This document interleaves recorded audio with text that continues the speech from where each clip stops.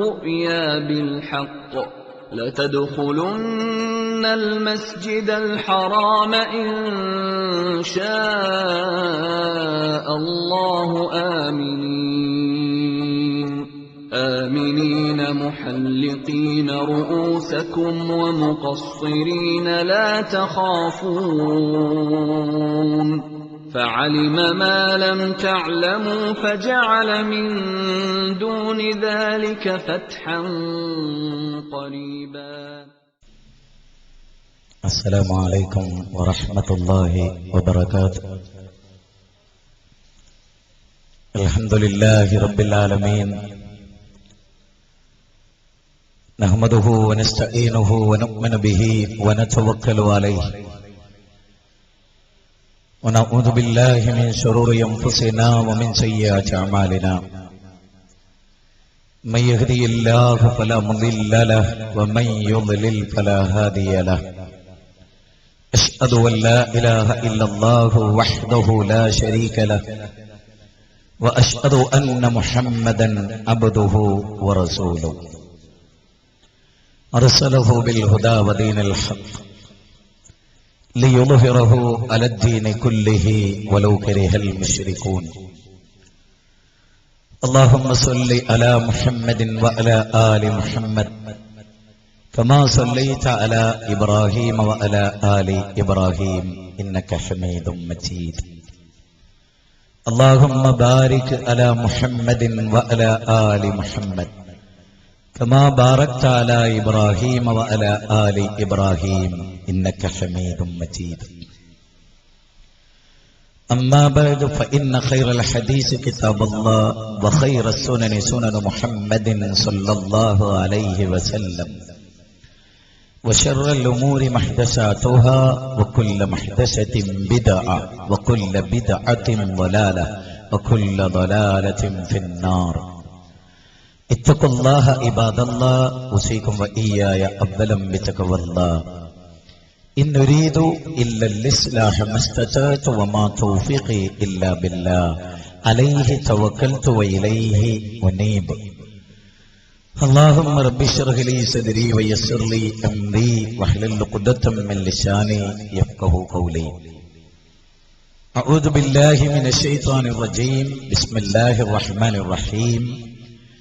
الذين يبلغون رسالات الله ويخشونه ولا يخشون أحدا إلا الله وكفى بالله حسيبا. ബഹുമാന്യനായ യോഗാധ്യക്ഷൻ, പ്രിയങ്കരനായ ജമിയത്തുൽ ഉലമയുടെ സെക്രട്ടറി, പ്രിയങ്കരനായ കേരള നദുവത്തുൽ മുജാഹിദീൻ സെക്രട്ടറിമാരിൽ ഉജ്ജ്വലനായ വ്യക്തിത്വമായ professor Abdul Sahib, M Madani Sahib, professor Abdullah Sahib, വേദിയിൽ ഉപവിഷ്ടരായിട്ടുള്ള ബഹുമാന്യരെ, ഈ സമ്മേളനത്തിൽ പങ്കുചേരാൻ പല ദിക്കുകളിൽ നിന്നും നേരത്തെ വന്നു ചേർന്നിട്ടുള്ള സഹോദരി സഹോദരന്മാരെ, സഹൃദയരെ, ഈ ശബ്ദം വളരെ ദൂരെ കേബനുകളിലൂടെ കേൾക്കുന്ന, ഭവനങ്ങളിൽ ഇത് കേട്ടുകൊണ്ടിരിക്കുന്ന, ഈ ആദർശത്തെ തെറ്റിദ്ധരിക്കുകയും അടുത്തറിയാതെ പോവുകയും ചെയ്തിട്ടുള്ള മനുഷ്യ സഹോദരങ്ങളെ, രണ്ട് പ്രഭാഷണങ്ങളാണ് ഇവിടെ നേരത്തെ കഴിഞ്ഞുപോയിട്ടുള്ളത്. ഒന്ന്, ഇസ്ലാമിൽ പൗരോഹിത്യമില്ലെന്നും പൗരോഹിത്യത്തിന്റെ ചതിക്കുഴികൾ എന്തൊക്കെയാണെന്നും വിശുദ്ധ ഖുർആനിന്റെയും തിരുസുന്നത്തിന്റെയും ആധുനിക കാലഘട്ടങ്ങളിലെ സംഭവവികാസങ്ങളുടെയും അടിസ്ഥാനത്തിൽ ബോധ്യപ്പെടുത്തുകയായിരുന്നു. രണ്ടാമത്തെ പ്രസംഗമാവട്ടെ, നമ്മൾ ഓരോരുത്തരെയും ബാധിക്കുന്നതും നാളെ മരണാനന്തര ജീവിതത്തിൽ എന്ത് സമ്പാദിച്ചു വെച്ചു എന്നതിനെക്കുറിച്ചൊരു വീണ്ടും വിചാരം നടത്തുന്ന ഹൃദയസ്പർശിയായ രണ്ടാമത്തെ പ്രഭാഷണവും ഇവിടെ നടന്നു കഴിഞ്ഞിരിക്കുകയാണ്. തികച്ചും അതിൽ നിന്നൊക്കെ വ്യത്യസ്തമായ മറ്റൊരു റൂട്ടിലൂടെയുള്ള വിഷയമാണ് എനിക്കിവിടെ അവതരിപ്പിക്കാനുള്ളത്. ത്യാഗപൂർണമായ പ്രബോധനം, അതുമായി ബന്ധപ്പെട്ട ഇസ്ലാമിന്റെ ചരിത്രം, ഇസ്ലാഹി പ്രസ്ഥാനത്തിന്റെ ചരിത്രം, ഈ രണ്ട് മേഖലകളാണ് മഗ്‌രിബ് നമസ്കാരത്തിന്റെ മുമ്പായി നിങ്ങളുടെ മുമ്പിൽ എനിക്ക് അവതരിപ്പിക്കാനുള്ളത്. സഹോദരങ്ങളെ, ജീവവായു പോലെ വളരെ പ്രാധാന്യമർഹിക്കുന്ന ഒന്നാണ് ഇസ്ലാമിന്റെ ദഅവത്ത്. ഇസ്ലാം മനുഷ്യരെ ക്ഷണിക്കുന്നത് നേരത്തെ സൂചിപ്പിച്ച പോലെ സൃഷ്ടാവിലേക്ക് ക്ഷണിക്കുന്നു എന്നുള്ളതാണ് ഇസ്ലാമിന്റെ ഏറ്റവും വലിയ പ്രത്യേകത. സൃഷ്ടികളിലേക്ക് ക്ഷണിക്കുന്നു എന്നുള്ളതാണ് ബഹുദൈവത്വത്തിന്റെയും ഇതര ദർശനങ്ങളുടെയും അതുപോലെ പൗരോഹിത്യത്തിന്റെയും ഒരു വലിയ പ്രശ്നം. അള്ളാഹുവിലേക്ക് ക്ഷണിക്കുക എന്നതായിരുന്നു പ്രവാചകന്മാരെ അള്ളാഹു ഏൽപ്പിച്ച ദൗത്യം. ആദം അലൈഹിസ്സലാമിന് ഒരു ജനതയോട് കൃത്യമായ ഒരു പ്രബോധനത്തിന്റെ പാന്താവ് അള്ളാഹു അദ്ദേഹത്തോട് കൽപ്പിച്ചിട്ടില്ല. മനുഷ്യ സമൂഹം ശിർക്കിലേക്ക് ചെന്നത് നൂഹ് നബി അലൈഹിസ്സലാമിന്റെ കാലഘട്ടത്തിലാണ്. ആദം നബിയുടെയും നൂഹ് നബി അലൈഹിസ്സലാമിന്റെയും ഇടയിൽ 10 തലമുറ ഏകദൈവ വിശ്വാസികളായി ലോകത്ത് കഴിഞ്ഞുപോയി. റയീസുൽ മുഫസ്സിരീൻ ഇബ്നു അബ്ബാസ് റളിയല്ലാഹു അൻഹു ഇത് രേഖപ്പെടുത്തുകയും ഇത് ഇമാം ബുഖാരി വദ്ദം വലാ സുവാഅ എന്ന അദ്ദേഹത്തിന്റെ അധ്യായത്തിൽ വിശുദ്ധ ഖുർആനുമായി ബന്ധപ്പെട്ട് വിശദീകരിക്കുന്നിടത്ത് തഫ്സീറിൽ അദ്ദേഹം രേഖപ്പെടുത്തുന്നുണ്ട്. 10 തലമുറകളിൽ ഏകദൈവ വിശ്വാസികളായ ആളുകൾ ജീവിച്ചു. 10 തലമുറ കഴിഞ്ഞപ്പോൾ ആ തലമുറയിലുണ്ടായിരുന്ന 5 മഹാന്മാരായ ആളുകളുടെ രൂപമുണ്ടാക്കാൻ പിശാച് ആ ജനങ്ങളോട് ഉത്ബോധനം നടത്തി. പിശാചിന്റെ ഈ ദുർമന്ത്രണത്തിന് വിധേയമായി ജനങ്ങൾ 5 മഹാന്മാരുടെ രൂപമുണ്ടാക്കി. ആ തലമുറ അവരെ ആരാധിച്ചില്ല. ശേഷം വന്ന തലമുറ അവരെ ആരാധിക്കാൻ തുടങ്ങി. പ്രാർത്ഥനകളും നേർച്ചകളും മാനസിക നൊമ്പരങ്ങളും പശ്ചാത്താപങ്ങളും അവർ ഈ 5 മഹാന്മാരോട് നടത്തി. ഇതും ഇബ്നു അബ്ബാസ് റളിയല്ലാഹു അൻഹുവിൽ നിന്ന് രേഖപ്പെടുത്തുന്നുണ്ട്. തഫ്സീർ ത്വബരിയിലും അതുപോലെ ഇബ്നു കസീർ റഹിമഹുള്ളയും അതുപോലെ തന്നെ ഇമാം ഖുർത്തുബിയുമൊക്കെ ഈ പശ്ചാത്തലത്തെ വിശദീകരിക്കുന്നുണ്ട്. ആദ്യമായി ലോക ചരിത്രത്തിൽ 5 മഹാന്മാരെ അള്ളാഹുവിനെ വിട്ട് മനുഷ്യരാരാധിക്കാൻ തുടങ്ങിയത് നൂഹ് നബി അലൈഹിസ്സലാം അഭിമുഖീകരിക്കുന്ന സമൂഹമായിരുന്നു. അതുകൊണ്ട് തന്നെ വദ്ദിനെയും സുവാഇനെയും യഹൂസിനെയും യഹൂക്കിനെയും നസ്റിനെയും അവരാരാധിച്ചുകൊണ്ടിരുന്നു. അതുകൊണ്ട് അവർ പറഞ്ഞു, ലാ തദറുന്ന ആലിയത്തക്കും വലാ തദറുന്ന വദ്ദം വലാ സുവാഅ വലാ യഹൂസ വയഹൂക വനസ്റ. വിശുദ്ധ ഖുർആൻ 71-ാം അധ്യായം സൂറത്തുൻ നൂഹിൽ 28 വചനങ്ങളാണുള്ളത്. ആരായിരുന്നു ഈ വദ്? ആരായിരുന്നു സുവാ? കല്ലിൻ തുണ്ടങ്ങളായിരുന്നില്ല, മരക്കഷ്ണങ്ങളായിരുന്നില്ല. വഹിയ അസ്മാഉ റിജാലും സാലിഹീന മിൻ ഖൗമി നൂഹിൻ. നൂഹ് നബി അലൈഹിസ്സലാമിന്റെ കാലഘട്ടത്തിലെ സ്വാലിഹീങ്ങളായ 5 മഹാന്മാരായിരുന്നു. അഥവാ നമ്മൾ ഇന്നത്തെ കാലഘട്ടത്തിൽ പറയുന്ന ഔലിയാക്കളായിരുന്നു. 5 ഔലിയാക്കളെ വിളിച്ചു പ്രാർത്ഥിച്ചിരുന്ന ഒരു ജനതയോടാണ് നൂഹ് നബി അരുത് എന്ന് പറഞ്ഞത്. ഔലിയാക്കളെ ബഹുമാനിക്കാത്ത ആളായിരുന്നു നൂഹ് നബി എന്ന് നമ്മൾ ആരും വിചാരിക്കരുത്. നൂഹ് നബി അലൈഹിസ്സലാം പ്രസംഗിച്ചത് ഏകദൈവാരാധനയായിരുന്നു. എന്നാൽ നൂഹ് നബിക്കെതിരായി പ്രസംഗിച്ച കാലഘട്ടത്തിലെ പണ്ഡിതന്മാർ ജനങ്ങളോട് പറഞ്ഞതെന്താ? ലാ തദറുന്ന ഹാലിയത്തക്കും വലാ തദറുന്ന വദ്ദം വലാ സുവാഅം വലാ യഹൂസ വയഹൂക വനസ്റ. ഈ 5 ഔലിയാക്കളോടുള്ള വിളിച്ച് പ്രാർത്ഥന നിങ്ങൾ അവസാനിപ്പിക്കരുത്. ഈ 5 ഔലിയാക്കളോട് നിങ്ങളുടെ പാപങ്ങൾ ഏറ്റുപറയുന്ന സമ്പ്രദായം നിങ്ങൾ ഉപേക്ഷിക്കരുത്. അതുകൊണ്ടാണ് ഈ 5 ഔലിയാക്കളോട് ഇസ്തിഗ്ഫാർ നടത്തിയ ജനതയോട് നൂഹ് നബി അലൈഹിസ്സലാം പറഞ്ഞ വാക്ക് സൂറത്ത് നൂഹിന്റെ തുടക്കത്തിൽ തന്നെ അള്ളാഹു വിശദീകരിക്കുകയാണ്. ഖാല റബ്ബി ഇന്നി ദഅഉതു ഖൗമി ലൈലൻ വനഹാറ. അല്ലാഹുവേ ഈ ജനതയെ ഞാൻ നിന്നിലേക്ക് ക്ഷണിച്ചു പടച്ച തമ്പുരാനെ. ഖാല റബ്ബി ഇന്നി ദഅഉതു ഖൗമി ലൈലൻ വനഹാറ.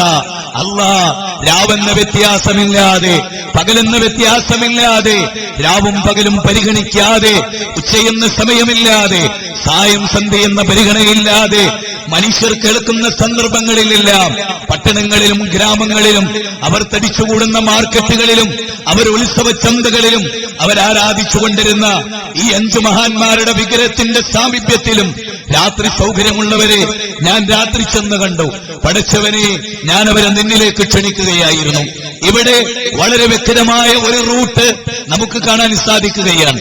കൊയിലാണ്ടിയിലെ കൊല്ലം എന്ന് പറയുന്ന, അതുപോലെ തന്നെ പാറപ്പള്ളി ഉൾപ്പെടെയുള്ള ഈ പ്രദേശത്ത് ചീനാ മസ്ജിദ് ഉൾപ്പെടെയുള്ള അന്ധവിശ്വാസങ്ങളുടെ കോട്ടക്കൊത്തളങ്ങൾ സ്ഥിതി ചെയ്യുന്ന ഈ കൊല്ലത്തിന്റെ മണ്ണിൽ പരലോകത്ത് പ്രതീക്ഷിക്കുകയും സ്വർഗത്തെ ആഗ്രഹിക്കുകയും ചെയ്യുന്നവർ ഗൗരവമായി ആലോചിക്കേണ്ട കാര്യം, നൂഹ് നബി വഹാബിയായിരുന്നില്ല, നൂഹ് നബി പിഴച്ച കക്ഷിയായിരുന്നില്ല, മുഹമ്മദ് ബിൻ അബ്ദുൽ വഹാബിന്റെ അനുയായിയായിരുന്നില്ല.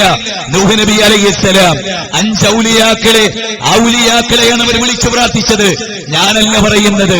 ഏതൊരു പ്രവാചകന്റെ പരിശുദ്ധ കൈകൾ ഏതൊരു സഹാബിയുടെ ശിരസിൽ വെച്ച് പടച്ചവനെ ഇബ്നു അബ്ബാസിന് നേരിട്ട് അറിവ് പകരണമേ എന്ന് പ്രാർത്ഥിച്ച 13 വയസ്സിൽ ഉമർ ബിൻ ഖത്താബ് റളിയല്ലാഹു പണ്ഡിത സഭയിലെ വിശുദ്ധ ഖുർആനിന്റെ ഉജ്ജ്വലനായ വ്യാഖ്യാതാവായ ഇബ്നു അബ്ബാസ് റളിയല്ലാഹു പറയാണ്, അവർ സ്വാലിഹീങ്ങളായിരുന്നു, കല്ലായിരുന്നില്ല, മരമായിരുന്നില്ല, കേവല വിഗ്രഹങ്ങളായിരുന്നില്ല.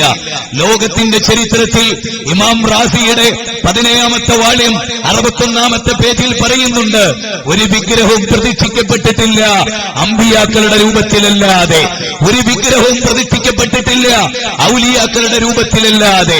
മഹാന്മാരായ ഔലിയാക്കളെ വിളിച്ചു പ്രാർത്ഥിച്ച പാരമ്പര്യത്തോടാണ് നൂഹ് നബിക്ക് വിയോജിപ്പുണ്ടായിരുന്നത്. പ്രിയപ്പെട്ടവരെ, ഇത് 921 ശേഷം സയ്യിദ് സനാഉല്ലാ മക്തി തങ്ങളോ വക്കം മൗലവിയോ ഇ കെ മൗലവിയോ കെ ഉമർ മൗലവി സാഹിബോ അതുപോലെ വട്ടം അബ്ദുല്ലാ ഹാജിയോ സയ്യിദ് മൗലവിയോ തുടങ്ങി മഹാരഥന്മാരായ ഇസ്ലാഹിന്റെ വെള്ളിപ്രകാശം ലോകത്തിന്റെ മുമ്പിൽ പരത്തിക്കാണിച്ച മഹാന്മാർ കൊണ്ടുവന്നൊരാദർശമായിരുന്നില്ല.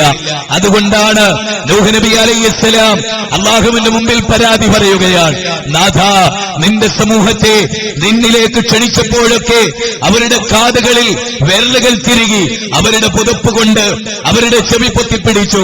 പടച്ചവനെ, നീ അവർക്ക് പുറത്തു കൊടുക്കുന്നതിന് വേണ്ടി അല്ലാഹുവേ നിന്നോടല്ലാത്തവരോട് അവർ പ്രാർത്ഥിച്ചു.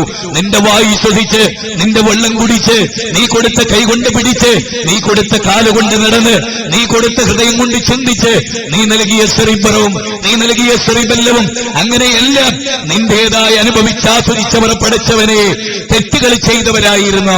അവർ പാപമോചനം തേടിയത് ഈ മഹാന്മാരോടായിരുന്നു. അതുകൊണ്ട് നാഥാ, നീ പുറത്തു കൊടുക്കുന്നതിന് വേണ്ടി ഞാൻ അവരെ ക്ഷണിച്ചപ്പോഴൊക്കെ ഫലം യസിദുഹും ദുആഇ ഇല്ലാ ഫിറാറാ, പടച്ചവനെ എന്റെ വിളി അവരുടെ ഓടിപ്പോക്ക് വർദ്ധിപ്പിച്ചതല്ലാതെയില്ല. അള്ളാഹ് തിരഞ്ഞെടുത്ത ഉലുൽ അസ്മിന്റെ പ്രവാചകന്മാരില്ലേ, അതിലൊന്നാമത്തെ ആളായിരുന്നു നൂഹ് നബി അലൈഹിസ്സലാം. സഹോദരങ്ങളെ, ഭാര്യ കൂട്ടിനില്ലാത്ത ഒരു ഭർത്താവായിരുന്നു നൂഹ് നബി. നൂഹ് നബിക്ക് ഭാര്യയുണ്ടായിരുന്നു. ആദർശത്തിൽ തന്നോടൊപ്പമില്ല, ആശയത്തിൽ തന്നോടൊപ്പമില്ല, തന്നെ സ്നേഹിക്കാൻ, ആശ്വാസത്തിന്റെ വചനങ്ങൾ പറയാൻ. നേരെ മറിച്ച് നൂഹ് നബിയുടെ ഭാര്യ നൂഹ് നബിക്ക് ഭ്രാന്താണെന്നാണ് പറഞ്ഞത്. ഏതൊരു ഭർത്താവിന്റെ കൂടെ അന്തി ഉറങ്ങിയോ, ഏതൊരു ഭർത്താവിന്റെ കൂടെ ആ വൈകാരികതയിൽ ശരീരം പങ്കുവെച്ചുവോ, ആ പെണ്ണ് നാട്ടുകാരുടെ കൂടെയായിരുന്നു. അതുകൊണ്ടാണ് മഹാനായ ഈ പ്രപഞ്ചത്തിന്റെ നാഥൻ, ലോകത്തിന്റെ തമ്പുരാൻ വല്ലറബല്ലാഹു മസലൻ ലില്ലദീന ആമനു ഇംറഅത ഫിറഔൻ എന്ന് പറഞ്ഞതിന്റെ തൊട്ടുമീതെ നൂഹ് നബിയുടെയും ലൂത്ത് നബിയുടെയും ഭാര്യമാരെ പറ്റി പറഞ്ഞത്. അതേ, അവരമ്പിയാക്കളെ വഞ്ചിച്ചവരായിരുന്നു, നൂഹ് നബിയെ വഞ്ചിച്ചവരായിരുന്നു. അല്ലാഹ് ഹിദായത്ത് നൽകിയ നൂഹ് നബിയുടെ ഭാര്യാവതം അലങ്കരിച്ചിട്ട് പോലും അല്ലാഹ് ഹിദായത്ത് കൊടുത്തില്ല. നൂഹ് നബിയുടെ ഭാര്യയ്ക്ക് കൊടുക്കാത്ത ഹിദായത്ത് പ്രവാചകനായ ഇബ്രാഹിം നബിയുടെ പിതാവിന് കൊടുക്കാത്ത ഹിദായത്ത്, ലൂത്ത് നബിയുടെ മകന് ലൂത്ത് നബിയുടെ ഭാര്യയ്ക്ക് കൊടുക്കാത്ത ഹിദായത്ത്, നൂഹ് നബിയുടെ ഭാര്യയ്ക്കും മകനും അല്ലാഹ് കൊടുത്തിട്ടില്ലാത്ത ഹിദായത്ത്. പ്രിയപ്പെട്ടവരെ, എനിക്ക് നിങ്ങൾക്കും അല്ലാഹ് നൽകി എന്നത് ഇത്തരുണത്തിൽ ചിന്തിക്കേണ്ട കാതലായ വിഷയമാണ്. സഹോദരങ്ങളെ, ഈ നൂഹ് നബി വീട്ടിലേക്ക് വരും. നാട്ടിൽ നിന്ന് കല്ലേറുകൾ, നൂഹേ, നീ ഞങ്ങളുടെ പാരമ്പര്യ വിശ്വാസങ്ങളെ തള്ളിക്കളയുകയാണോ? ഔലിയാക്കളെ ബഹുമാനിക്കാത്തവനാണോ? ഔലിയാക്കളെ റെസ്പെക്ട് ചെയ്യാത്തവനാണോ? ഔലിയാക്കൾക്ക് മരണശേഷം കഴിവില്ല എന്ന് വിശ്വസിക്കുന്നവനാണോ? ആ ജനത ചോദിച്ചതായി തഫ്സീർ തബരിയിൽ രേഖപ്പെടുത്തുന്നു, തഫ്സീർ ഖുർതുബിയിൽ രേഖപ്പെടുത്തുന്നു. ഇതൊരു പയഞ്ചനായ കാര്യമല്ല. ആ നൂഹ് നബി അലൈഹിസ്സലാം എല്ലാ ക്ഷീണവും ഏറ്റുവാങ്ങി, കല്ലേറുകൾ ഏറ്റുവാങ്ങി, വിമർശനങ്ങൾ ഏറ്റുവാങ്ങി വീട്ടിലേക്ക് വരികയായിരുന്നു. ഭാര്യ ആശ്വസിപ്പിക്കാനില്ല, സമാധാനിപ്പിക്കാനില്ല. മഹാനായ റസൂല് സമ്മിലൂനി യാ ഖദീജ എന്ന് പറയുമ്പോൾ പദപ്പെട്ട് മൂടാൻ അനുസരണമുള്ള ഭാര്യയുണ്ടായിരുന്നു. അതുകൊണ്ടാണ് നബിയോട് അല്ലാഹു പറഞ്ഞത് 46-ാം അധ്യായം അവസാന ഭാഗത്ത് ഫസ്ബിർ കമാ സബറ ഉലുൽ അസ്മി മിനർ റുസുൽ. പ്രവാചക, പൂർവകാല ആ ഉലുൽ അസ്മിന്റെ പ്രവാചകന്മാരില്ലേ, അവർ ക്ഷമിച്ച പോലെ ക്ഷമിക്കൂ പ്രവാചക എന്ന് പ്രവാചകനോട് പറഞ്ഞത്. സഹോദരങ്ങളെ, നൂഹ് നബി അലൈഹിസ്സലാം ജീവിതത്തിന്റെ അവസാന 950 വർഷമാണ് അദ്ദേഹം ഈ ജനങ്ങളോട് ഈ ദഅവത്ത് നടത്തിയത്.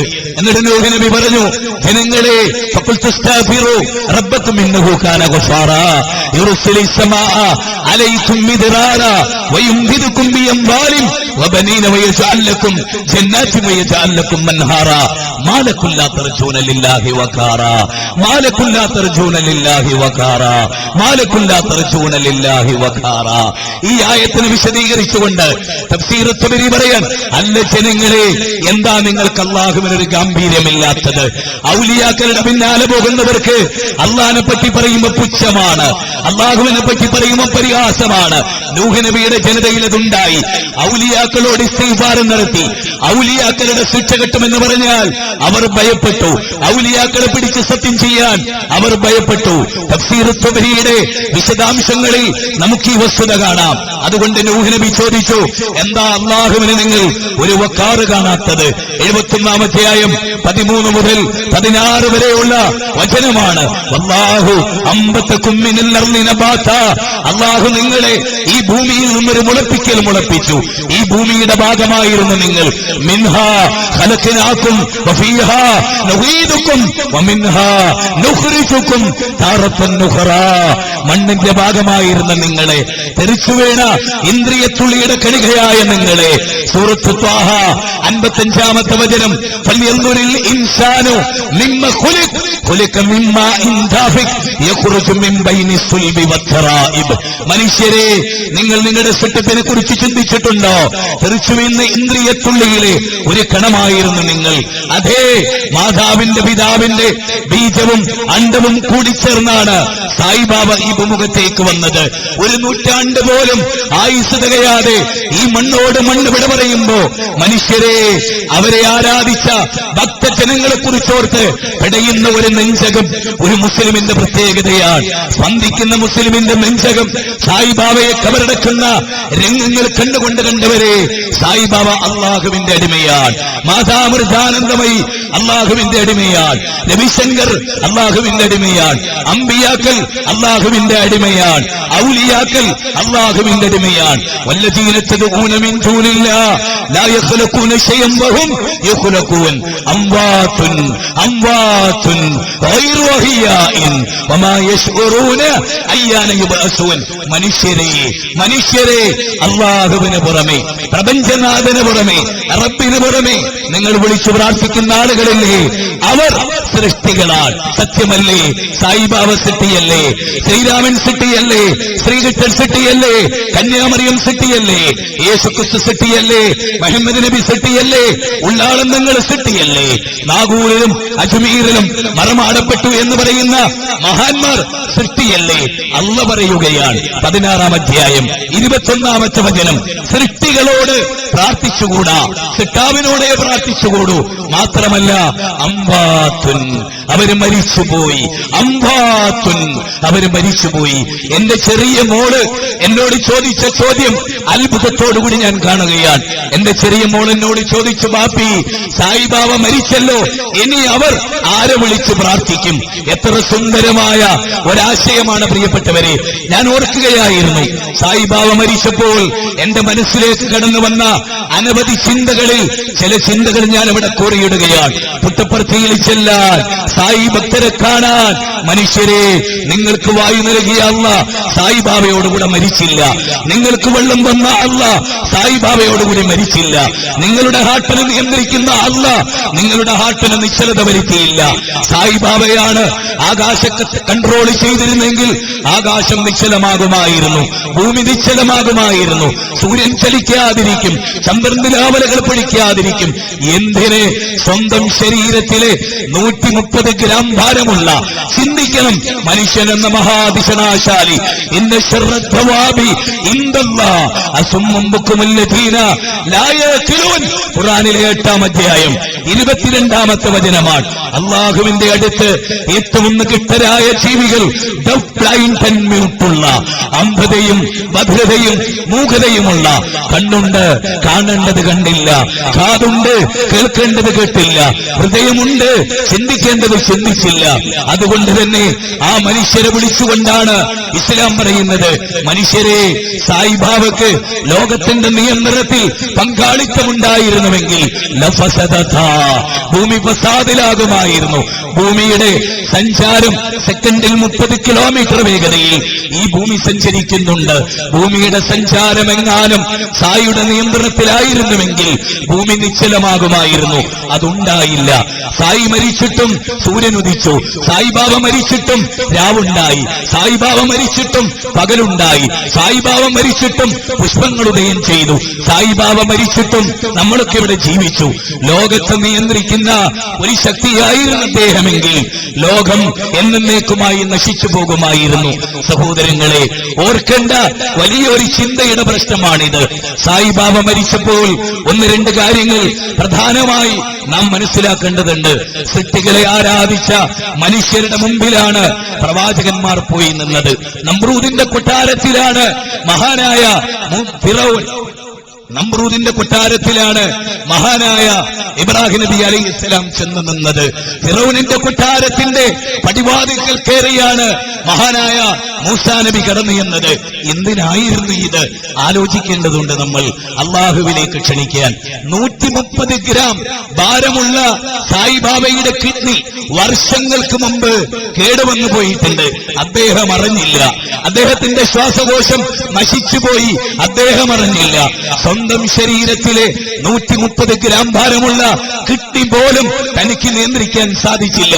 എങ്കിൽ പറയൂ പ്രിയപ്പെട്ടവരെ, ലക്ഷോപലക്ഷം വരുന്ന മനുഷ്യരുടെ കിഡ്നി നിയന്ത്രിക്കാൻ, ഹാർട്ട് നിയന്ത്രിക്കാൻ ആർക്കും സാധ്യമല്ല. അതുകൊണ്ട് നമുക്ക് ഈ കൊല്ലത്തെ ആദർശ സമ്മേളനത്തിലൂടെ, ബൈലക്സിലൂടെ 100 മനുഷ്യർ ഒരുപക്ഷെ ഈ പ്രസംഗം കേൾക്കുന്നുണ്ടാകാം. ആധുനിക സംവിധാനങ്ങളിലൂടെ നാളെ 1000 ഒരുപക്ഷെ LCD പ്രൊജക്ടറിലൂടെ ഈ പ്രസംഗം കേട്ടേക്കാം. ഇവിടെ വളരെ പ്രധാനമായി ഓർക്കേണ്ട ഒരു കാര്യം നോക്കണേ നിങ്ങൾ. സൂര്യൻ സഞ്ചരിച്ചുകൊണ്ടേയിരുന്നു. സൂര്യനെ സൃഷ്ടിച്ച പടച്ച തമ്പുരാൻ അവൻ മരിച്ചിട്ടില്ല. മുഹമ്മദ് നബി സല്ലല്ലാഹു അലൈഹി വസല്ലം വഫാത്തായ ഉടനെ മഹാനായ ഉമർ ഇബ്നുൽ ഖത്താബ് റളിയല്ലാഹു പറഞ്ഞു, ആരെങ്കിലും മുഹമ്മദ് നബി മരിച്ചു എന്ന് പറഞ്ഞാൽ അവന്റെ തല ഞാൻ എറിയും എന്ന് പറഞ്ഞ് പ്രസംഗിച്ചുകൊണ്ടിരുന്ന, വാദിച്ചുകൊണ്ടിരുന്ന, സംസാരിച്ചുകൊണ്ടിരുന്ന ഉമറിനോട് അബൂബക്കർ സിദ്ദീഖ് റളിയല്ലാഹു പറഞ്ഞു, ഇജ്ലിസ് യാ ഉമർ, ഇജ്ലിസ് യാ ഉമർ, ഇജ്ലിസ് യാ ഉമർ. ഉമറേ ഇരിക്കെ. ആരെങ്കിലും. എന്നിട്ട് അദ്ദേഹം വിശുദ്ധ ഖുർആനിലെ 3-ാം അധ്യായം സൂറത്ത് ആൽ ഇംറാൻ 144-ാമത്തെ വചനം ഓതി കൊടുത്തു. അല്ലാഹുവിന്റെ റസൂൽ മരിക്കും, പൂർവ്വപ്രവാചകന്മാരും മരിച്ചിട്ടുണ്ട്. എന്നിട്ട് പറഞ്ഞു, മൻ കാന യഅബുദു മുഹമ്മദൻ ഖദ് മാത, മൻ കാന യഅബുദു മുഹമ്മദൻ ഖദ് മാത. ആരെങ്കിലും മുഹമ്മദ് നബിയെയാണ് സല്ലല്ലാഹു അലൈഹി വസല്ലം ആരാധിക്കുന്നതെങ്കിൽ ഖദ് മാത, അദ്ദേഹം മരിച്ചു. മരിച്ചവരോട് പ്രാർത്ഥിക്കുക എന്നത് ഇസ്ലാമിന്റെ സിദ്ധാന്തമല്ല. അംവാത്തുൻ, അവര് മരിച്ചുപോയി. ഗൈറു അഹിയാഇൻ, അവര് ജീവിച്ചിരിക്കുന്നവരല്ല. വമാ യശ്ഉറൂന അയ്യാന യുബഅസൂൻ, ഒരുമിച്ച് കൂട്ടപ്പെടുന്ന ദിനത്തെക്കുറിച്ച് അറിവുള്ളവരുമല്ല. എത്ര കൃത്യമാണ്, എത്ര വ്യക്തമാണ് ഈ കാര്യം. അതുകൊണ്ട് തന്നെ എന്നിട്ട് അബൂബക്കർ സിദ്ദീഖ് റളിയല്ലാഹു പറഞ്ഞു, മൻ കാന യഅബുദുല്ലാഹ്, ആരെങ്കിലും അല്ലാഹുവിനെയാണ് ആരാധിക്കുന്നതെങ്കിൽ ഹയ്യുൽ ലാ യമൂത്ത്, അവൻ ഒരിക്കലും മരിക്കുകയില്ല. ഇവിടെ ഒരു പോയിന്റ് മനസ്സിലാക്കണം. എന്റെ വീടിന്റെ തൊട്ടടുത്തുള്ള ബാബേട്ടൻ സായിബാബ മരിച്ചതിന് ശേഷം എന്റെ മുഖത്ത് നോക്കിയിട്ടില്ല. കാരണം ചോദ്യത്തിന് മറുപടി പറയാൻ അദ്ദേഹത്തിന് സാധ്യമല്ല. നിങ്ങൾ ആരാധിച്ച പടച്ചവൻ മരിച്ചുപോയല്ലോ, ഇനി എന്ത് ചെയ്യുമെന്ന ചോദ്യത്തിന് മറുപടി പറയാൻ ശക്തിയില്ല. ഇല്ല, ഈ ഇരിക്കുന്ന മുജാഹിദുകളെ, സ്റ്റേജിലും സദസ്സിലും ഇരിക്കുന്ന നമുക്ക് ഒരാളുടെ ചോദ്യം കേട്ട് തലകുനിക്കേണ്ട ഒരവസ്ഥാവിശേഷം ഇല്ല.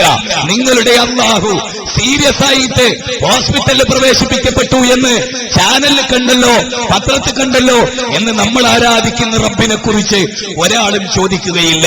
കാരണം ഇതൊരു വല്ലാത്ത സിദ്ധാന്തമാണ്. മഹാനായ ആദം അലൈഹിസ്സലാം റബ്ബനാ വലംന എന്ന് പറഞ്ഞ് പ്രാർത്ഥിച്ചു. ആ ആദം അലൈഹിസ്സലാം ഏതൊരു റബ്ബിനോടാണോ പ്രാർത്ഥിച്ചത്, അതേ റബ്ബിനോട് നൂഹ് നബി അലൈഹിസ്സലാം പ്രാർത്ഥിച്ചു. എത്ര? 950 വർഷം, 9.5 നൂറ്റാണ്ടിനിടയിൽ 9 ദൈവത്തെ നൂഹ് നബിക്ക് ആരാധിക്കേണ്ടി വന്നില്ല. ഒരു നൂറ്റാണ്ടിനുള്ളില് 84ാമത്തെ വയസ്സിൽ സായിബാബ മരിക്കുമ്പോൾ 1 നൂറ്റാണ്ടിൽ പോലും ആ ദൈവം ജീവിച്ചില്ലെന്ന് യാഥാർത്ഥ്യമറിയുമ്പോൾ 9.5 നൂറ്റാണ്ട് നൂഹ് അലൈഹിസ്സലാം ആദം നബി ആരാധിച്ച പടച്ചവനെയാണ് വിളിച്ചു പ്രാർത്ഥിച്ചത്. ആ നൂഹ് നബി 9.5 നൂറ്റാണ്ട് വിളിച്ചു പ്രാർത്ഥിച്ച അതേ പടച്ചവനെയാണ് ഇബ്രാഹിം നബി വിളിച്ചു പ്രാർത്ഥിച്ചത്. ഇബ്രാഹിം നബി വിളിച്ചു പ്രാർത്ഥിച്ച അതേ പടച്ചവനെയാണ് കലീമുല്ലാഹി മൂസ അലൈഹിസ്സലാം പ്രാർത്ഥിച്ചത്. കലീമുല്ലാഹി മൂസ അലൈഹിസ്സലാം ഏതൊരു പടച്ചവനെയാണോ വിളിച്ചു പ്രാർത്ഥിച്ചത്, ആ പടച്ചവനെയാണ് മഹാനായ റസൂലുള്ള പ്രാർത്ഥിച്ചത്. ആദ്യ മനുഷ്യൻ മുതൽ ലോകാവസാനം വരെ മരിക്കാത്ത, ക്ഷീണിക്കാത്ത, കിഡ്നി വീക്കാകാത്ത, ലെൻസ് അടിച്ചു പോകാത്ത, ഹാർട്ടിന്റെ സ്പന്ദനം നിൽക്കാത്ത അധിപതിയായ രാജാതിരാജനായ അതേ അലംബറ അന്നല്ലാഹ യസ്ജുദു ലഹു മൻ ഫിസ് സമാവാതി വമൻ ഫിൽ അർദ് വശംസു വൽ ഖമറു വൻ നുജൂമു വൽ ജിബാലു വസ്സജറു വദ്ദവാബു വകസീറും മിനൻ നാസ് വകസീറും മിനൻ നാസ്. വല്ലാത്തൊരു കാര്യം, അവർ കാണുന്നില്ലേ? അവർ കാണുന്നില്ലേ? ആകാശഭൂമികളിലുള്ളതെല്ലാം അല്ലാഹുവിനെ സാഷ്ടാംഗം ചെയ്യുന്നത് അവർ കാണുന്നില്ലേ? സൂര്യൻ അല്ലാഹുവിനെ ആരാധിക്കുന്നത് അവർ കാണുന്നില്ലേ? ഇല്ല, സൂര്യൻ മനുഷ്യനെ ആരാധിച്ചിട്ടില്ല. മനുഷ്യൻ സൂര്യനെ ആരാധിച്ചു. മഹാബുദ്ധിജീവിയായ മനുഷ്യൻ എലിയെ ആരാധിച്ചു. ഇല്ല, ഒരെലിയും മനുഷ്യനെ ആരാധിക്കാൻ ശ്രീകോവിൽ ഉണ്ടാക്കിയിട്ടില്ല. ഇല്ല, ഒരു പശുവും മഹാബുദ്ധിജീവിയായ മനുഷ്യനെ ആരാധിച്ചിട്ടില്ല. മഹാബുദ്ധിജീവിയായ മനുഷ്യൻ പശുവിനെ ആരാധിക്കുന്ന കാഴ്ച, വൃക്ഷങ്ങളെ ആരാധിക്കുന്ന കാഴ്ച 22-ാം അധ്യായം 18-ാമത്തെ വചനമാണ്.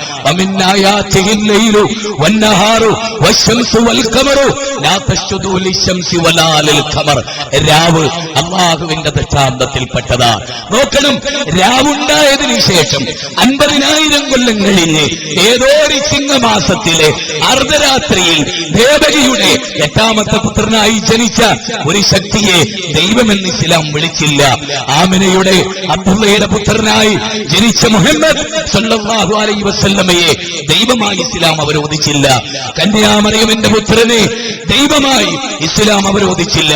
മനുഷ്യവാസം ഈ ഭൂമുഖത്തുണ്ടാകുന്നതിന് മുൻപ് ഈ ലോകത്തെ സംവിധാനിച്ച സത്താവിലേക്ക് മനുഷ്യരെ ക്ഷണിച്ചു. ഇത് ക്ഷണിക്കാൻ വന്നവരാണ് പ്രവാചകന്മാർ. ലോകത്ത് താക്കീതുകാർ വരാത്ത ഒരു ജനപദവും ഉണ്ടായിട്ടില്ല.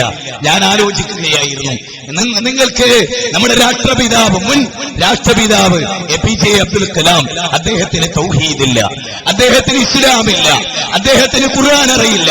ജീവിതത്തിൽ ഒരിക്കൽ പോലും അദ്ദേഹം ഖുർആൻ വായിച്ചിട്ടില്ല. ജീവിതത്തിൽ ഭഗവത്ഗീത മനഃപ്പാഠമാക്കി, ബൈബിൾ അദ്ദേഹം പഠിച്ചു, സയൻസ് അദ്ദേഹം പഠിച്ചു. മുസ്ലിം കുടുംബത്തിൽ ജനിച്ചു വീഴാൻ ഭാഗ്യമുണ്ടായിട്ട് പോലും ഹിദായത്ത് നഷ്ടപ്പെട്ടു പോയ മനുഷ്യൻ, സായിബാബയെ ദൈവത്തിന്റെ പരിവേഷം നൽകി ബുദ്ധിജീവിതത്തിന്റെ എഴുത്തുകൾ എഴുതിയ ഒരു വലിയ വ്യക്തി, അദ്ദേഹം അന്ന് ജീവിച്ചിരിപ്പുണ്ട്. അദ്ദേഹത്തിന് ഈ ആദർശം എത്തിക്കണം, അദ്ദേഹത്തിന് ഈ ആദർശം എത്തിക്കണം. എന്റെ ഭാഷയുടെ പരിമിതി എനിക്കതിന് തടസ്സമാണ്.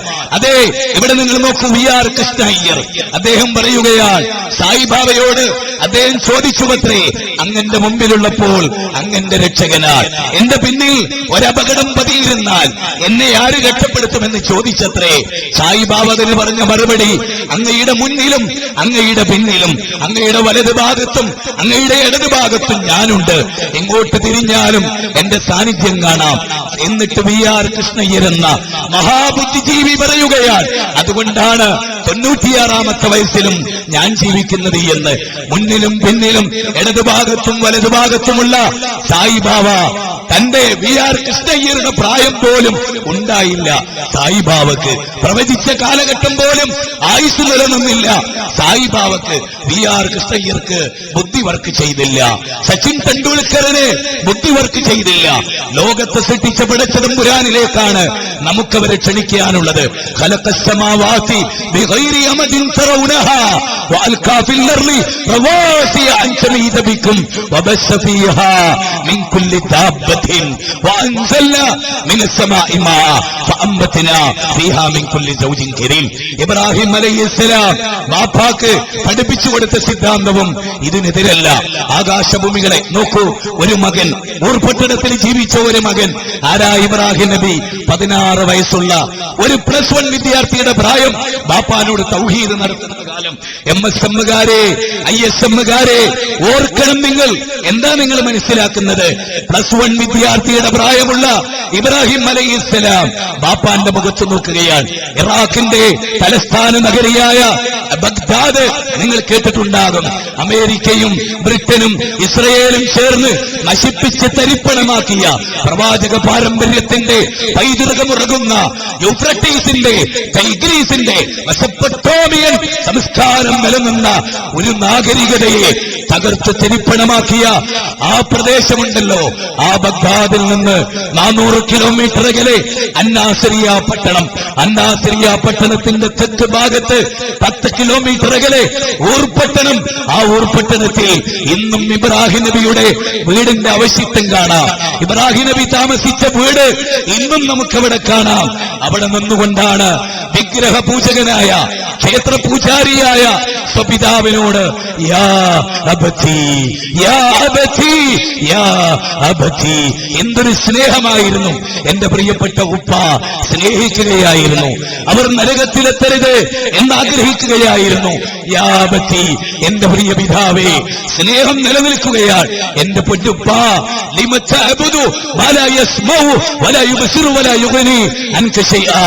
കാണാൻ കഴിയാത്ത, കേൾക്കാൻ കഴിയാത്ത ഈ കല്ലിൽ തുണ്ടത്തെയാണോ ബാപ്പ നിങ്ങൾ ആരാധിക്കുന്നത്? യാ അബതി ഇന്നി ഖദ് ജാഅനി മിനൽ ഇൽമി മാ ലം യഅതിക ഫത്തബീനി അഹദിക സിറാതൻ സബിയ്യ.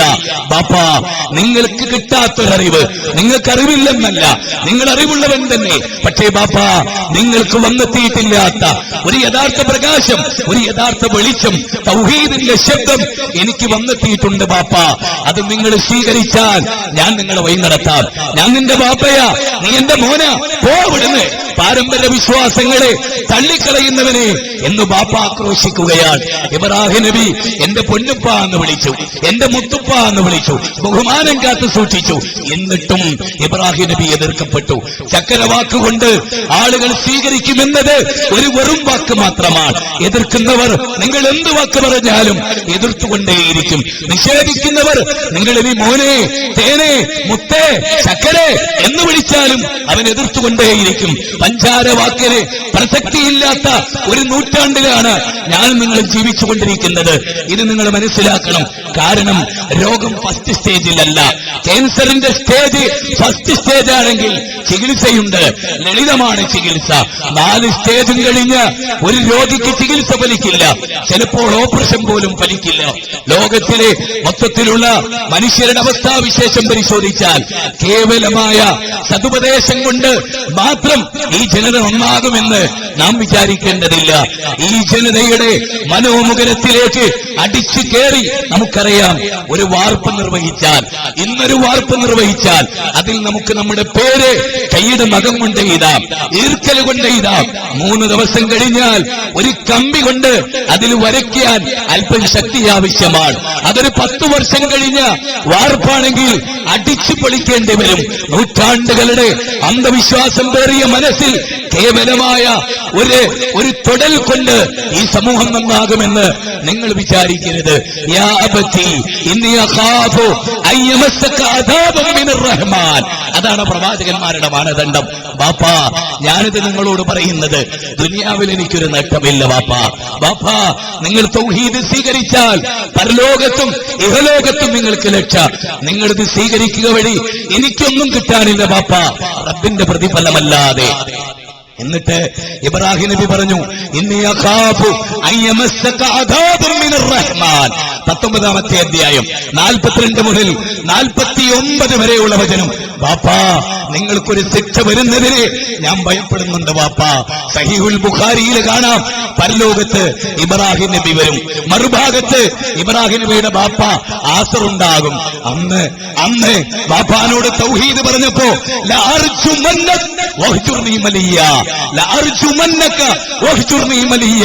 നിന്നെ ഞാൻ കല്ലെറിഞ്ഞു കൊല്ലും, പോടാ നീ എന്റെ മുമ്പിൽ നിന്ന് എന്ന് ബാപ്പ ആക്രോശിച്ചതിനെ കുറിച്ച് അള്ളാഹുവിന്റെ ഗ്രന്ഥം പറയുന്നുണ്ട്.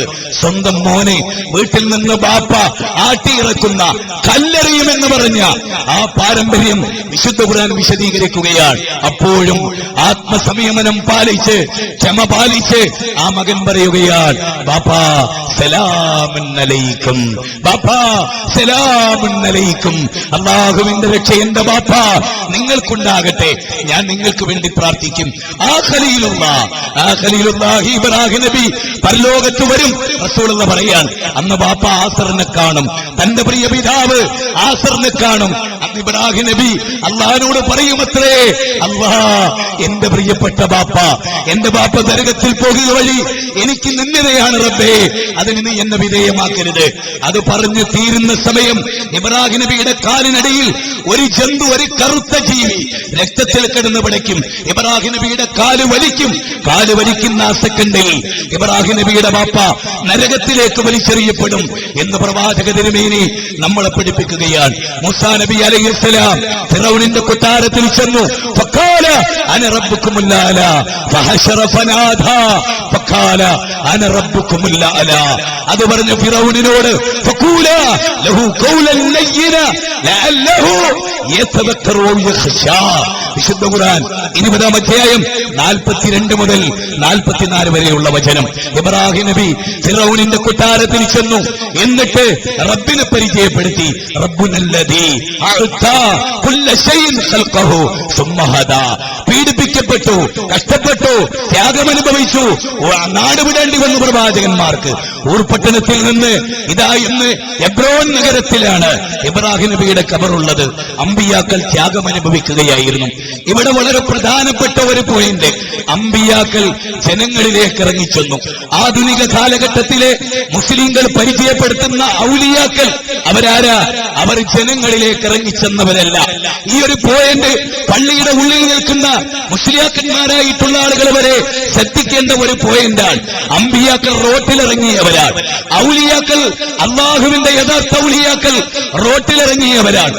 തൗഹീദ് പറഞ്ഞതിന്റെ പേരിൽ അതേ നാട് വിട്ട് ഗുഹയിൽ അഭയം പ്രാപിക്കേണ്ടി വന്നവരാണ് അള്ള പരിചയപ്പെടുത്തിയ ഔലിയാക്കൾ. ഇന്നത്തെ സമസ്ത പരിചയപ്പെടുത്തുന്ന ഏതെങ്കിലും ഒരു ഔലിയ റോട്ടിലിറങ്ങി തൗഹീദ് പറഞ്ഞിട്ടുണ്ടോ? ഏറ് കിട്ടിയിട്ടുണ്ടോ? ത്യാഗമനുഭവിച്ചിട്ടുണ്ടോ? വേദന അനുഭവിച്ചിട്ടുണ്ടോ? ജനങ്ങളിലേക്ക് ഇറങ്ങി തിരിച്ചിട്ടുണ്ടോ? അതുകൊണ്ട് തന്നെ അവരൊന്നും ഇസ്ലാമിന്റെ ആളുകളല്ല. അൽ ഉലമാഉ വറസത്തുൽ അംബിയാ. അമ്പിയാക്കളുടെ അനന്തരാവകാശികളാണ് പണ്ഡിതന്മാർ. ആണോ? അമ്പിയാക്കൾക്ക് കല്ലേറ് കിട്ടി. നൂഹ് നബിയോട് കല്ലെറിഞ്ഞു കൊല്ലുമെന്ന് പറഞ്ഞു. സാലിഹ് നബിയോട് കല്ലെറിഞ്ഞു കൊല്ലുമെന്ന് പറഞ്ഞു. അതുപോലെ ഹൂദ് നബിയോട് കല്ലെറിഞ്ഞു കൊല്ലുമെന്ന് പറഞ്ഞു. മൂസാ നബിയോട് കല്ലെറിഞ്ഞു കൊല്ലുമെന്ന് പറഞ്ഞു. മുഹമ്മദ് നബിയെ അക്ഷരാർത്ഥത്തിൽ കല്ലെറിഞ്ഞു, വേദനിച്ചു. ഞാൻ ചോദിക്കട്ടെ, ആ പ്രവാചക പരമ്പരയിലെ തങ്ങന്മാരില്ലേ, നമ്മുടെ നാടുകളിൽ നാടുകളിൽ കല്ലേറ് കിട്ടിയോ, കൂക്കുവിളി കിട്ടിയോ, തൗഹീദ് പറഞ്ഞതിന്റെ പേരിൽ, വിഗ്രഹാരാധനത്തിന്റെ പേരിൽ? ഇല്ല. മട്ടുപ്പാവുകളിൽ വെഞ്ചാമരങ്ങൾ വീശി 1,20,00,000 കാറിൽ സഞ്ചരിച്ച് ഓൾ വേൾഡ് തക്ബീർ തൊഴിലാളികളുടെ അകമ്പടിയോടെ ജീവിച്ച പാരമ്പര്യമല്ലാതെ ഏറുകിട്ടിയ പാരമ്പര്യം മുജാഹിദുകളുടെ പാരമ്പര്യം, ഏറുകിട്ടിയ പാരമ്പര്യം അമ്പിയാക്കളുടെ പാരമ്പര്യം, ഏറുകിട്ടിയ പാരമ്പര്യം അസ്ഹാബുൽ കൗഫിന്റെ പാരമ്പര്യം, ഏറുകിട്ടിയ പാരമ്പര്യം സഹാബികളുടെ പാരമ്പര്യം, അടികിട്ടിയ പാരമ്പര്യം സഹാബികളുടെ പാരമ്പര്യം. കാന്തപുരത്തിന് പേരോടിന് അടികിട്ടിയില്ല, കൂക്ക് കിട്ടിയില്ല, കല്ലേറ് കിട്ടിയില്ല, സ്റ്റേജിൽ പോലും ചോദ്യങ്ങൾ ഉണ്ടായില്ല. മുജാഹിദുകളുടെ സ്റ്റേജ് കയ്യേറപ്പെട്ടു, കൂക്ക് വിളിക്കപ്പെട്ടു, ബഹിഷ്കരിക്കപ്പെട്ടു, കൊല്ലപ്പെട്ടു, കൈമുറിക്കപ്പെട്ടു, തലക്കറിയപ്പെട്ടു, കണ്ണെറിഞ്ഞു പൊട്ടിച്ചു. ഇത് പ്രവാചകന്മാർ ഏറ്റുവാങ്ങിയ പാരമ്പര്യമാണ്. പൗരോഹിത്യമെന്നും സുഖിക്കുകയായിരുന്നു.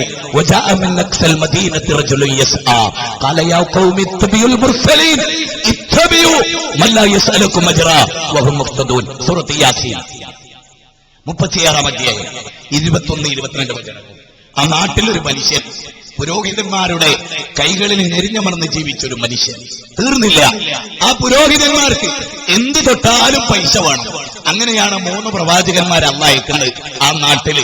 സൂറത്ത് യാസീൻ പറയാ, മരിച്ചിടത്ത് മാത്രം ഓതിയത് കൊണ്ട് യാസീനിൽ എന്താണെന്ന് അറിയില്ല. കേട്ടോളി, സൂറത്ത് യാസീനിൽ അല്ലാഹ് പറയാൻ, പടച്ച തമ്പുരാൻ പറയാൻ, എന്തേ ആ നാട്ടിൽ 3 നബിമാര് വന്നു. ആ നബിമാര് ജനങ്ങളോട് വയലേറിഞ്ഞ്. എന്താ വയലേറിഞ്ഞ്? അള്ളാഹിനെ മാത്രം ആരാധിക്കണം, പ്രാർത്ഥന അള്ളാഹുവിനോട് മാത്രം. പ്രാർത്ഥന അള്ളാഹുവിനോട് മാത്രം. അത് പറഞ്ഞപ്പോ ഏറ് കിട്ടി, പൂക്ക് കിട്ടി, ബഹിഷ്കരണം കിട്ടി, ഭ്രാന്തന്മാരാന്ന് പറഞ്ഞു. അപ്പൊ ആ നാട്ടിൽ, ഏത് നാട്ടിലുണ്ടാകില്ല, ഏത് അന്ധവിശ്വാസികൾക്കിടയിൽ കുറച്ചൊക്കെ ചിന്തിക്കുന്നവര്. അപ്പൊ പുരോഹിതന്മാരുടെ കരാളഹസ്തങ്ങളിൽ ഞെരിഞ്ഞമർന്ന് എല്ലാം ജനങ്ങൾ അങ്ങോട്ട് പോക്കത്തരിക്കുക. കൈക്കോട്ട് പോലെയാ, ഇങ്ങനെയാണല്ലോ കൈക്കോട്ട്, കണ്ടില്ലേ കൈക്കോട്ട് ഇങ്ങനെ. ഓക്കെ, മുസ്ലിയാക്കന്മാർക്കൊക്കെ അങ്ങോട്ട് കൊടുക്കുന്ന വല്ല സമ്പ്രദായം ഉണ്ടോ? ഉണ്ട്, അങ്ങോട്ട് കൊടുക്കൂ, നരകോ. ക്ഷമിക്കണം, അങ്ങോട്ട് കൊടുക്കുന്നത് നരകോ, ഇങ്ങോട്ടോ 1000ന്റെ നോട്ട്. എല്ലാ സമ്പത്തും 10 ഏക്കർ സ്ഥലം, 5 ഏക്കർ സ്ഥലം, അതൊക്കെ അങ്ങോട്ടോ നരകോ. അല്ലാതെ വേറെന്താണുള്ളത്? ആലോചിച്ചു നോക്കണം നിങ്ങൾ. അല്ലാതെ വേറെന്താണുള്ളത്? ഒന്ന് ചിന്തിച്ച് ഇമ്മനുഷ്യൻ ആലോചിക്കുകയാണ്. ഈ നബിമാരാ നാട്ടിൽ വന്നു, നബിമാർക്ക് ജനങ്ങൾ ഏറ് കൊടുത്തു, പൂക്ക് കൊടുത്തു, ബഹിഷ്കരണം കൊടുത്തു, ആക്രമിച്ചു, പലതും പറഞ്ഞു, അല്ലേ? അപ്പൊ ഈ മനുഷ്യൻ ചിന്തിക്കുകയാണ്, ഇവര് പ്രസംഗിച്ചു, അവർ ജനങ്ങളെ കല്ലെറിഞ്ഞില്ല, അവർ ജനങ്ങളെ കൂക്ക് വിളിച്ചില്ല, അവർ ജനങ്ങളുടെ വീട്ടിൽ കയറി തല്ലിയില്ല, അവർ ജനങ്ങളോട് ഏകദൈവ വിശ്വാസം പറഞ്ഞു, മറിച്ച് ഇവരാക്രമിച്ചു. അതുകൊണ്ട് ആ മനുഷ്യൻ വന്നിട്ട് പറഞ്ഞു, ചങ്ങായിമാരെ, നമ്മുടെ നാട്ടിലെ പുരോഹിതന്മാരെന്നൊക്കെ പറഞ്ഞാലേ ഓല് നമ്മളെ പോക്കറ്റ് കാലിരിക്കുന്നില്ല. ഇവർക്കൊരു പ്രത്യേകത ഉണ്ട്, ഇവര് നമ്മളോടൊന്നും ചോദിക്കുന്നില്ല. അല്ലോ, ഇവർ നമ്മളോടൊന്നും ചോദിക്കുന്നില്ല, അല്ലേ? നിങ്ങൾ ആലോചിച്ചു നോക്ക്. ഈ റബീഉൽ അവ്വലിന് ഒരു നോട്ടീസ് കാന്തപുരം ഗ്രൂപ്പ് ഇറക്കിയ നോട്ടീസ്. ആ നോട്ടീസിൽ എന്തറിയോ? നിങ്ങൾ ചെല്ലുന്ന സലാത്തിന്റെ എണ്ണം ഈ ഫോൺ നമ്പറിൽ അറിയിക്കുകയാണ്. എങ്ങനെ?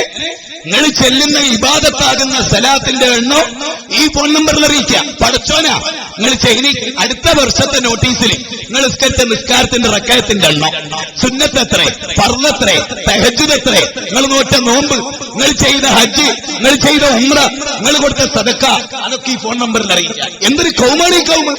എന്റെ പ്രിയപ്പെട്ടവരെ, ഇബാദത്ത് അള്ളാഹനെ അറിയിക്കാനാ ഇവിടെ കൗമ പറയുന്നത്. ഈ ഫോൺ നമ്പറിൽ നിങ്ങൾ ചെല്ലിയ സലാത്ത്. എന്താ പ്രിയപ്പെട്ടവരെ നോമ്പിൻ എണ്ണം പറയാതിരുന്നത്? അതുകൊണ്ട് പൈസ ഉണ്ടാക്കാൻ പറ്റൂല. സലാത്ത് വിറ്റ് പൈസ ഉണ്ടാക്കാൻ പറ്റും. അതുകൊണ്ട് അത് പറഞ്ഞു. ഏത് പൈസ ഉണ്ടാക്കാൻ പറ്റുമോ അത് മുസ്ലിയാക്കന്മാർക്ക് വളരെ പ്രധാനമാണ്. ഏതിന്റെ പേരിൽ പൈസ ഉണ്ടാക്കാൻ പറ്റുമോ അത് ജനങ്ങൾക്ക് പ്രധാനമാണ്. ഇതാണ് ഈ ലോകത്തിന്റെ വ്യവസ്ഥ. അതുകൊണ്ട് ആ മനുഷ്യൻ പറഞ്ഞു. എന്നിട്ട് എന്തുണ്ടായി? അതാ അടുത്ത ഭാഗം. ഇത് പറഞ്ഞതിന്റെ പേര് ആ നാട്ടിലൊരു മനുഷ്യൻ അയാൾ വന്നിട്ട് പറഞ്ഞു, അമ്പിയാക്കളെ നമ്മളോട് പ്രതിഫലമൊന്നും ചോദിക്കില്ല, പ്രസംഗിക്കും അവർ പോകും, നമ്മൾ സ്വീകരിച്ചേ മുക്കെന്ന്. അത് പറഞ്ഞ മനുഷ്യനെ അവർ കൊന്നു കളഞ്ഞു. സൂറത്ത് യാസീൻ പറയാൻ, ആ മനുഷ്യനെ കൊന്നിട്ട് ആ മനുഷ്യൻ പറയാ, പടച്ചോനെ, ഞാൻ മരിച്ചപ്പോ ഞാൻ സ്വർഗത്തിലാന്നുള്ള വിവരം ഓരെ അറിയിക്കാൻ എനിക്കൊരു അവസരം തന്നിരുന്നെങ്കിൽ എന്തൊരു ഗുണകാംക്ഷ. അവര് തച്ച് ചെരിപ്പെടുത്തി കൊന്നുകളഞ്ഞു. എന്നിട്ട് പോലും ആ മനുഷ്യൻ പറയാ, പടച്ചോനെ, പടച്ചോനെ ഞാൻ സ്വർഗത്തിലാണെന്നുള്ളവരെ എന്നെ തച്ചുകൊന്നവർ അറിഞ്ഞിരുന്നെങ്കിൽ എന്ന് പറയുന്ന ആ ഗുണകാംക്ഷയുടെ ചരിത്രം, അമ്പിയാക്കൾ അനുഭവിച്ച പീഡനത്തിന്റെ ചരിത്രം, യഹിയ അലൈഹിസ്സലാം സക്കരിയ നബി പ്രാർത്ഥിച്ചു നേടിയ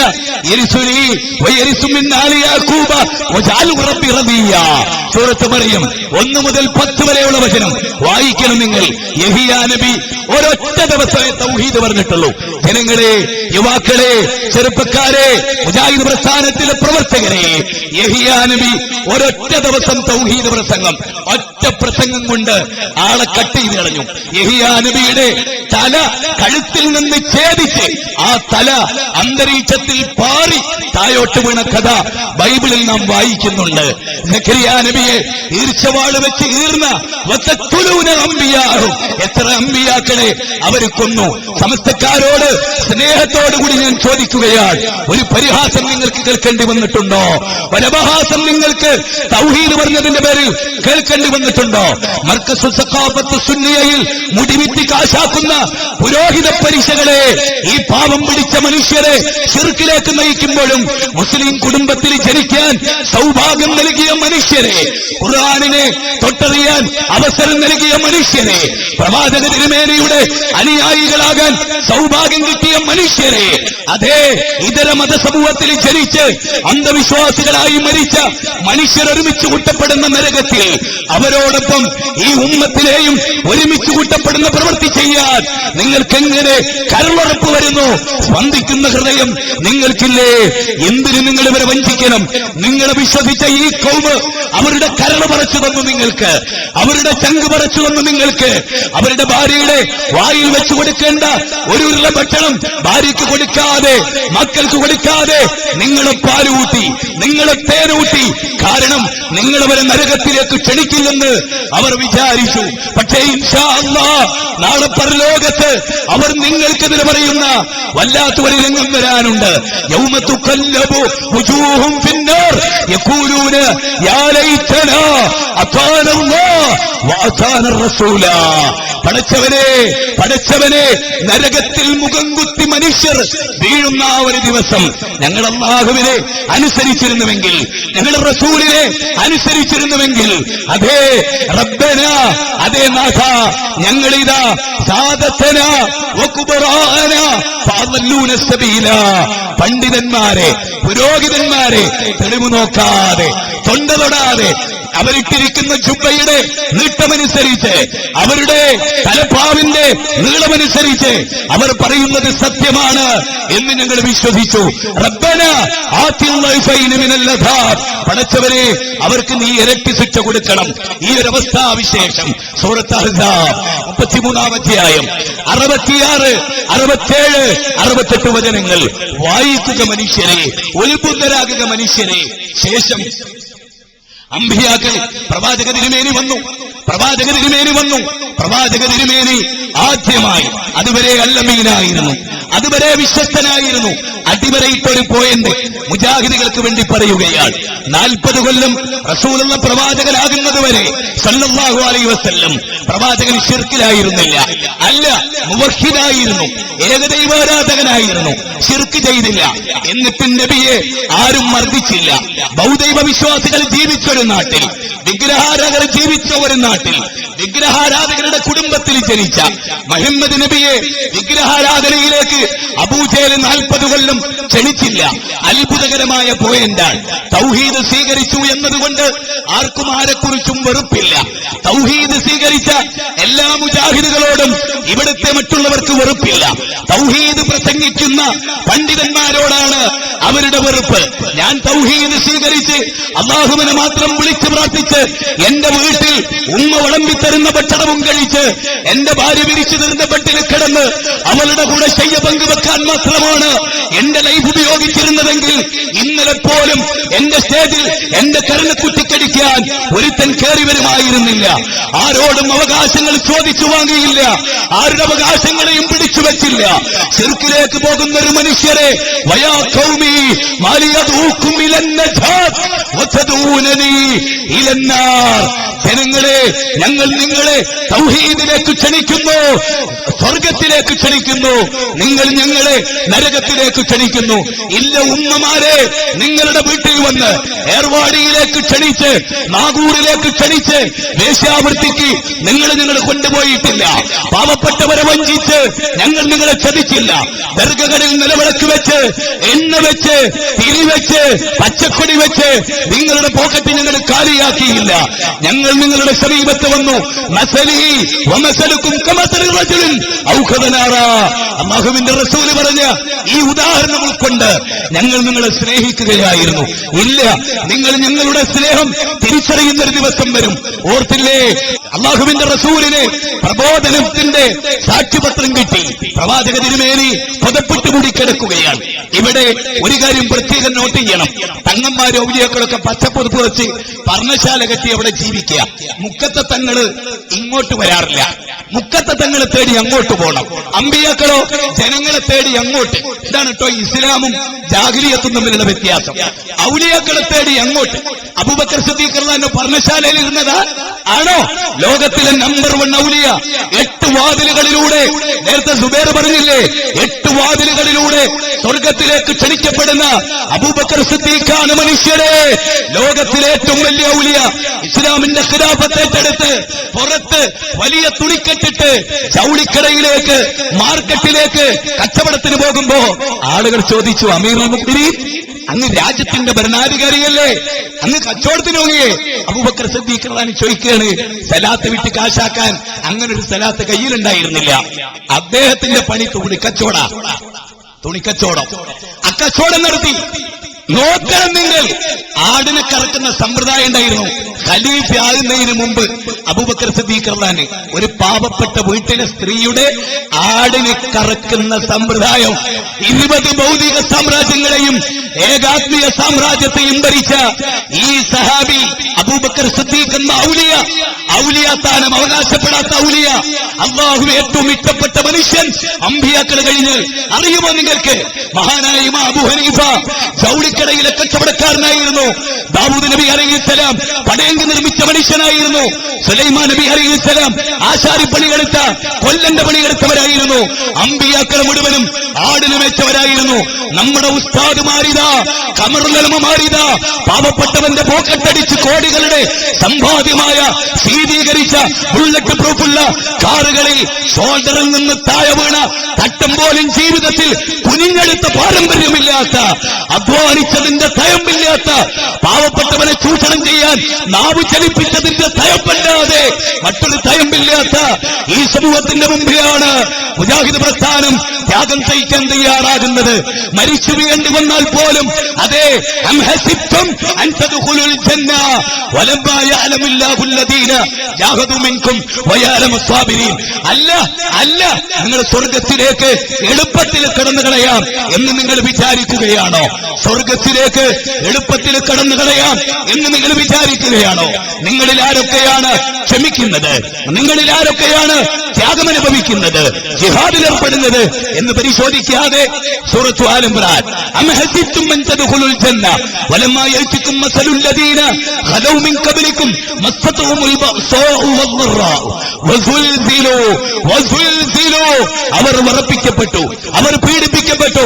അതെ, നിങ്ങൾക്കറിയില്ലേ, അല്ലാഹുവിന്റെ റസൂൽ അബൂലഹബിന്റെ 2 ആൺകുട്ടികൾക്ക് അല്ലാഹുവിന്റെ റസൂലിന്റെ 2 പെൺകുട്ടികളെ കല്യാണം കഴിച്ചു കൊടുത്തിരുന്നു. ഉമ്മമാരെ ഓർത്തോളൂ കഥ.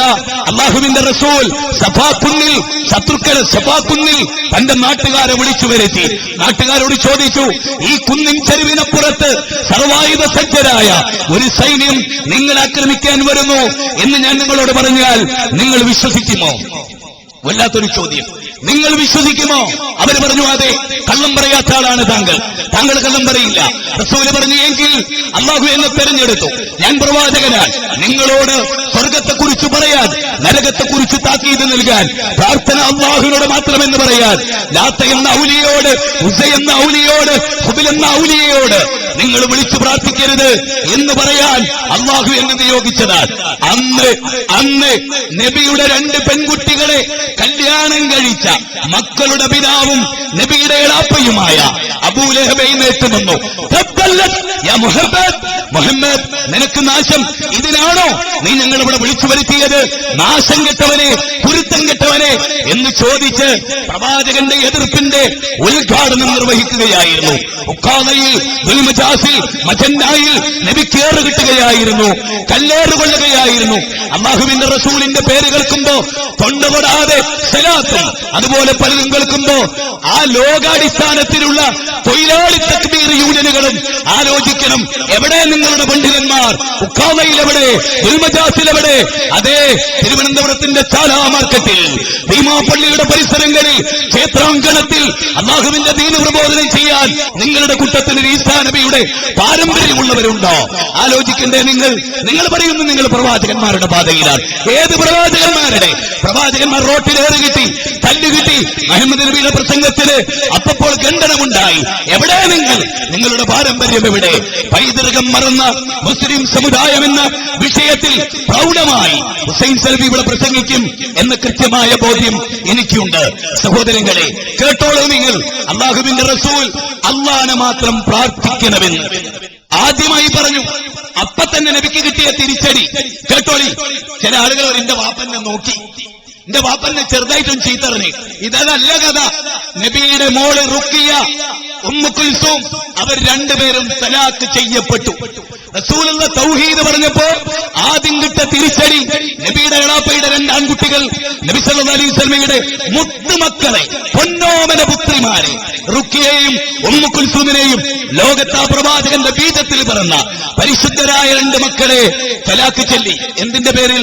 വദ് എന്ന ഔലിയാനെ വിളിച്ചു പ്രാർത്ഥിക്കരുതെന്ന് പറഞ്ഞതിന്റെ പേര്, ലാത്ത എന്ന ഔലിയെ വിളിച്ചു പ്രാർത്ഥിക്കരുതെന്ന് പറഞ്ഞതിന്റെ പേരിൽ, ഇബ്രാഹിം നബി എന്ന അംബിയായിനെ വിളിച്ചു പ്രാർത്ഥിക്കരുത് എന്ന് പറഞ്ഞതിന്റെ പേരിൽ നമ്മൾ അനുഭവിച്ചില്ലേ? നമ്മൾ അനുഭവിച്ചില്ലേ? അതിന്റെ ചെറിയ തോതുകൾ കേരളത്തിൽ അല്ലാഹുവിന്റെ റസൂൽ അനുഭവിച്ചു. ഒരു ദിവസം റസൂൽ പറയാൻ, എനിക്കുറങ്ങാൻ പറ്റാത്ത ഭീഷണി, എവിടെ നോക്കിയാലും എതിർപ്പ്, എവിടെ നോക്കിയാലും മണലുവാരിയത്, എവിടെ നോക്കിയാലും എന്നെ കൊല്ലാനുള്ള ശ്രമം. അന്ന് ഞാൻ സഹാബികളോട് പറഞ്ഞു, എന്റെ സഹാബത്തെ നിങ്ങൾ കാവലിൽ നിന്നിട്ടല്ലാതെ എനിക്കിന്നുറങ്ങാൻ കഴിയില്ല. സ്റ്റേജിലിരിക്കുന്നവരും പ്രസംഗിക്കുന്ന ഞാനും പ്രസംഗം കേൾക്കുന്ന നിങ്ങളും എല്ലാവരും ചോദിക്കുക, നമ്മൾ ഉറങ്ങാത്ത ദിവസമുണ്ടായോ? തൗഹീദ് പറഞ്ഞതിന്റെ പേരിൽ ഭീഷണി ഉണ്ടായോ? ത്യാഗമുണ്ടായോ? അല്ലദീന യുബല്ലിഗൂന റിസാലാത്തില്ലാഹ് വയഖ്ശൗനഹു വലാ യഖ്ശൗന അഹദൻ ഇല്ലല്ലാഹ് വകഫാ ബില്ലാഹി ഹസീബ. തീർന്നില്ല പ്രിയപ്പെട്ടവരെ. അല്ലാഹുവിന്റെ മാർഗത്തിലേക്ക് ദഅവത്ത് നടത്തുന്നവർ ഒരാളെയും ഭയപ്പെടണ്ട, അല്ലാഹുവിനെ മാത്രം ഭയപ്പെടുക. അല്ലേ?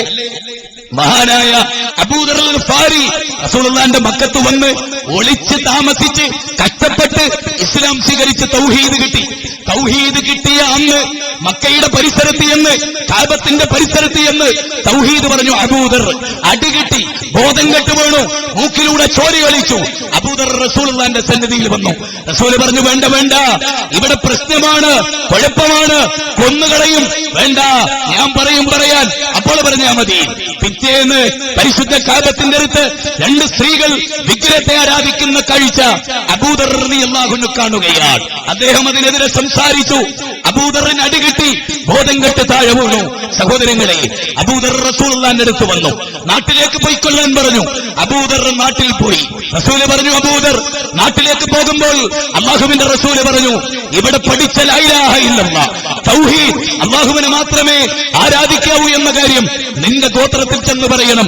കേട്ടോളൂ ഉമ്മമാരെ, സഹോദരന്മാരെ, മുജാഹിദുകളെ, നരിയാണിയുടെ മേലെ തുണി ഉടുത്തവരെ, താടി നീട്ടിയവരെ, അത് രണ്ടും ചെയ്യാത്തവരെ, മുജാഹിദുകളെ, താടി നീട്ടാൻ പോലും ഈമാനിക കരുത്തില്ലാത്ത, നരിയാണിയുടെ മേലെ തുണി ഉടുക്കാൻ ഇച്ഛയെ നിയന്ത്രിക്കാൻ പോലും കഴിയാത്ത നമുക്ക് എന്ത് ത്യാഗമാണ്, എന്ത് കഷ്ടപ്പാടാണ്.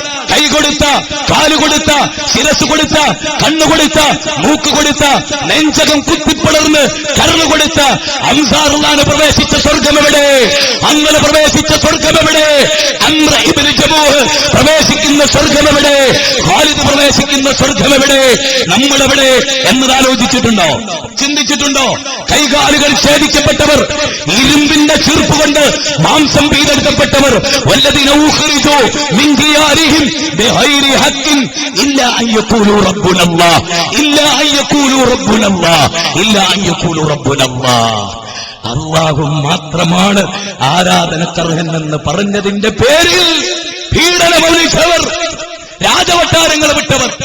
ഫിറൗനിന്റെ കൊട്ടാരത്തിൽ ആസിയ ബീവി പ്രഥമ വനിതയായി ജീവിച്ചു. തൗഹീദ് മനസ്സിലായി. ഫിറൗനോട് പറഞ്ഞു അൽസലാം സഖാവേ എന്ന് പറഞ്ഞ് തിരിച്ചു പോന്നു. എന്നിട്ട് പ്രാർത്ഥിക്കാൻ, ഈ രാജകൊട്ടാരം വേണ്ട, ഈ രാജകൊട്ടാരം വേണ്ട, എനിക്ക് റബ്ബിബിനിലി ഇന്നക ബൈതൻ ഫിൽ ജന്ന. സഹോദരി, ആരായിരുന്നു ആസിയ ബീവി? ഫിറൗനിന്റെ ഭാര്യ.